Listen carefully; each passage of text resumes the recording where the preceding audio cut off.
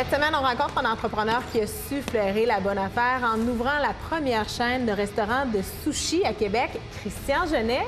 Salut, enchanté. Enchanté. Disons que ton bagage académique ne te prédestinait pas nécessairement au monde de la restauration. Toi, tu étudies en droit. J'étudiais en droit à l'Université Laval, poussé par là, beaucoup par mes parents, mon père, que pour réussir dans la vie, ça prenait un diplôme universitaire.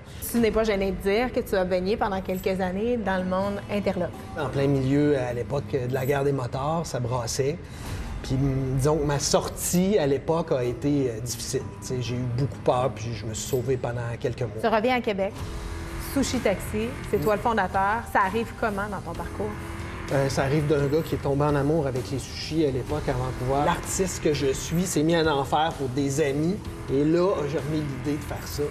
Fait que Sushi Taxi, c'est parti de mon appartement à l'époque, 3,5. Ça a été quoi les obstacles que tu as connus? On a eu un feu, perte totale dans notre succursale de Trois-Rivières. Je me suis fait défoncer à Saint-Sauveur le lendemain de la Saint-Valentin. Je me rappelle que mon comptable m'a téléphoné et m'avait dit « Christian, tu remettes 11 822 $ dans le compte, sans ça, on passe pas la semaine. » Et moi, depuis 2 ans et demi, je me tirais 250 $ de paye par semaine. Alors oui, j'en ai vécu.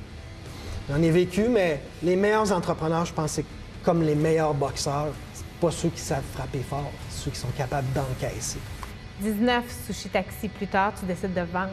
Ouais. Pourquoi as-tu pris cette décision-là? Je voyais beaucoup poindre à l'horizon la crise des ressources humaines. Ça faisait 2 fois que je me faisais approcher aussi pour vendre. Des opportunités, il y en a.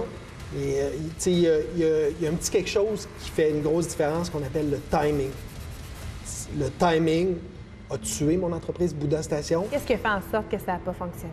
Tranquillement, on a développé un frigo connecté puis une application de paiement qu'on a collé ces frigos-là dans des entreprises. On a été complètement accrochés par la crise parce que les bureaux étaient fermés. J'ai beaucoup attendu le déconfinement, puis le retour au bureau, puis le projet au niveau financier faisait plus d'allure. J'ai mis à pied les employés, on a remercié les clients. Émotivement, au niveau du travail, ça a été la période la plus difficile que j'ai vécue de toute ma vie.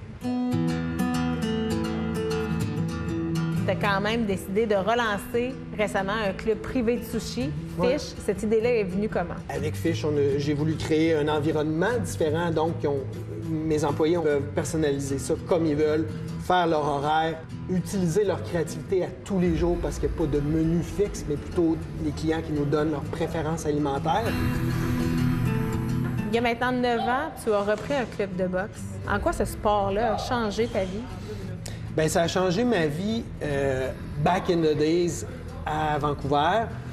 Ça a remis du focus sur mon cerveau de TDAH. Ça m'a amené beaucoup d'humilité puis beaucoup de ténacité. Qu'est-ce qu'on peut te souhaiter pour la suite, Christian? C'est véhiculé dans le monde des affaires que la chance, ça n'existe pas, mais je pense qu'en affaires, la chance, ça compte aussi.